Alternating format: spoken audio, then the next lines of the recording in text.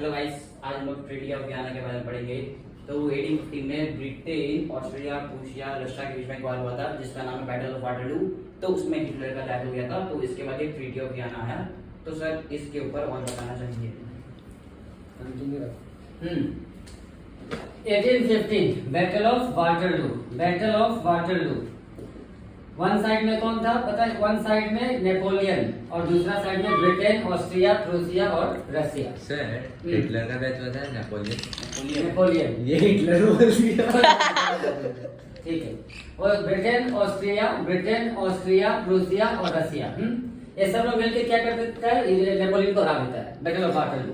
After that treaty of Vienna was sign. Treaty of Vienna. अब treaty of वाइना sign क्यों हुआ था? दो रीजन ही है, ठीक है। पहला क्या? To restore monarchy all over Europe which was overthrown by Napoleon. So who overthrew monarchy in Europe? It was Napoleon. तो पहला एम क्या है? रीस्टोर करना है क्या? मोनार्की। कहां पे? पूरा यूरोप में। Second intention was to create new conservatism in all over Europe. New conservatism को सेटअप कर देना कहां पे? यूरोप में। ये दो रीजन तो यहाँ मिला। हम लोग को तो एग्जाम पॉइंट पढ़ना है ना। To settle Europe in between the winning countries. To settle Europe in between, और to divide the areas captured by Napoleon in between the states which fought against Napoleon. Three reasons मालूम हो गया ना? पहला क्या? To settle Europe in between the winning countries. After that, to restore monarchy in all over the Europe which was overthrown by Napoleon. Third one, to create new conservatism in all over the Europe, which means that monarchy should be there, the church should be the powerful, and private property should not be allowed. ऐसे express करते हैं। तीन line बन गया। अब treaty of वाइना जो है ना, ये कहाँ पे हुआ? तो ये वाइना प्लेस है। प्रेजेंट डे कहाँ पे? तो इटाली में है। Present day Italy, but during the time पे इटाली था ही नहीं। तो कहां पे हुआ ये? वाइना में। वाइना उस समय किसका पार्ट था? ऑस्ट्रिया। तो ये ट्रीटी ऑफ वाइना का होस्ट कौन है? होस्ट ऑस्ट्रियन चांसलर कौन था? Duke Metternich. वो होस्ट था ट्रीटी ऑफ वाइना का। अब हमेशा बोर्ड एग्जाम में यही क्वेश्चन आएगा 5 मार्क का। Write down 5 features of treaty of Vienna. या what happened in treaty of Vienna? Europe was redistributed in treaty of Vienna justified. Many countries like Britain, Austria, Prussia, and Russia gained lots of important territories after Treaty of Vienna. Justified. ऐसे ही question आगे घुमा फिरा के पूछेगा। Answer यही to settle. सीधा पूछ देगा तो write on the features of treaty of Vienna, लेकिन ऐसा कभी सीधे से नहीं पूछेगा और पूरा घुमा के बोलेगा। Napoleon was defeated, the whole Europe was changed. किसी को भी समझ में नहीं आएगा कि ट्रीटी ऑफ वाइना के बारे में पूछ रहा है, नहीं आएगा। Treaty of Vienna, duke Metternich. कौन है होस्ट? Duke Metternich. कहाँ का है? Austrian chancellor. Australian chancellor means highest post at that time, जैसे अभी जर्मनी में चांसलर होता है। पहला फीचर देख लो, Bourbon dynasty which was overthrown in 1789 by the French revolters was restored to power. मतलब सेम डायनेस्टी को फिर से पावर में ला दिया। तो Bourbon dynasty return in France in which year? Return in France 1789। It returned in France, overthrown in 1789, returned back in France in 1789। हाँ, तो देखो कितना डीप एमसीक्यू बना है। 1789 में ओवरथ्रो, सोचेगा मैं कि रिटर्न भी हुआ था, लेकिन रिटर्न कब हुआ? 1815 में। ट्रीटी ऑफ वाइना से रिटर्न हो गया। पहला पॉइंट मिल गया। Second, France was surrounded by small kingdoms or states। France को क्या कर दिया? जो सराउंड कर दिया। जैसे कि मान लो ये फ्रांस है ना, इसको घेर दिया चारों साइड से, नया किंगडम बना कर। अब क्यों घेर दिया?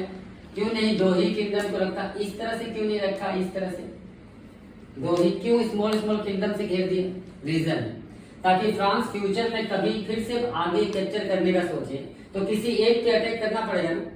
अगर बड़ा से बड़ा किंगडम होता पास में तो एक को अटैक करता तो शायद दूसरा नहीं साथ में आता, लेकिन यहाँ पे बहुत सारा किंगडम है तो एक को अटैक करे तो 5 नहीं आएगा तो 3 जरूर आएगा उसका हेल्प के लिए, तो फ्रांस यहाँ पे बढ़ नहीं पाएगा। तो France was surrounded by small kingdoms to stop the France in to spread in future, ताकि वो फ्यूचर में स्प्रेड न हो सके। इसी के लिए फ्रांस को सराउंड कर दिया। हम लोग को दो फीचर्स मिल चुका है। पहला क्या है, Bourbon dynasty which was overthrown in France during French revolution was restored to power. Second, France was surrounded by small kingdoms to stop France to expand in future. Expand या spread in future. Kingdom of Netherlands was given Belgium. Belgium को किसको दे दिया? Netherlands को। Belgium को add कर दिया Netherlands में, क्योंकि बेल्जियम को नेपोलियन ने बहुत पहले जीत लिया था, तो बेल्जियम को जो है नीदरलैंड में डाल दिया। Austria was given Italy. ये सब तुम लोगों को याद हो जाएगा आसानी से, ये दोनों आसानी से याद होगा, ये भी आसानी से याद होगा, क्योंकि आगे हम लोग इसको डिटेल में पढ़ने वाला है, तो यहाँ याद करने की जरूरत नहीं, अपने आप याद होने वाला है। Austria was given Italy. Prussia got important territories. Prussia को इंपॉर्टेंट टेरिटरीज मिल गया। बट सबसे इंपॉर्टेंट ये है 39 states which were created by Napoleon was remain untouched. These states were not given to any other state. किसी और को नहीं, ये अनटच रख दिया, ठीक है, अनटच, इसको किसी को नहीं दिया, untouched. Russia was given Poland. Future में हम लोग पढ़ने वाला है।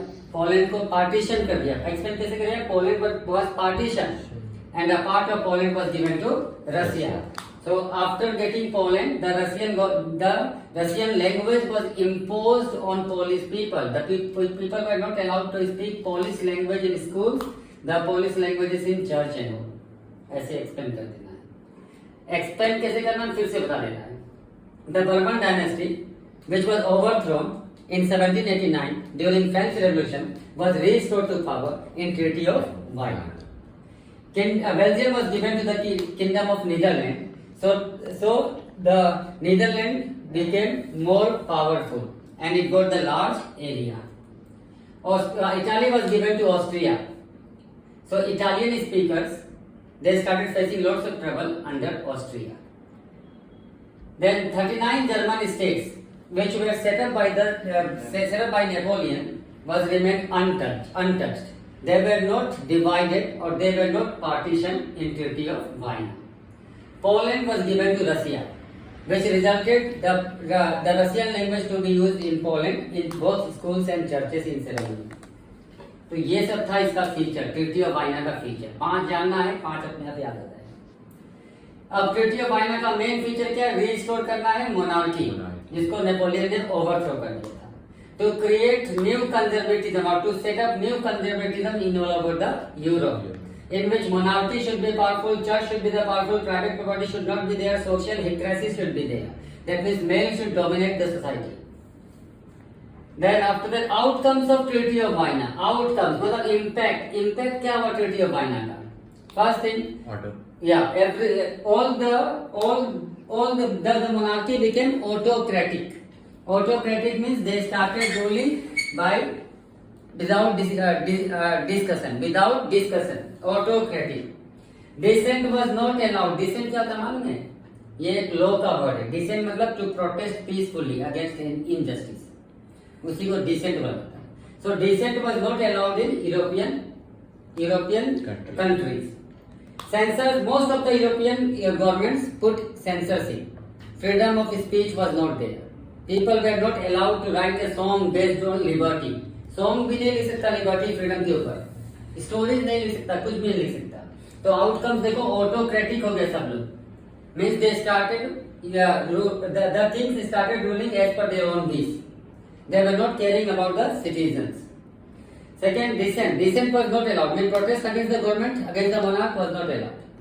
Peaceful protest also was not allowed. Censorship was imposed, means freedom of speech was taken back. People were not allowed to talk about the liberty. People were not allowed to write about the liberty. People were not allowed to compose a song on liberty. But the memory of French Revolution inspired the liberals. लेकिन liberals लोग तो गया नहीं, वो लोग तो है, उन लोग को तो मतलब फ्रीडम मिल के फिर छिन गया, मतलब बहुत ज्यादा उन लोग को दुख हुआ होगा। फ्रेंच रेवोल्यूशन में उन लोग को सब कुछ फ्रीडम मिल गया, राइट्स वगैरह सब कुछ मिल गया, अब दोबारा ट्रीटी ऑफ वाइनर ने उनसे वापस छीन लिया।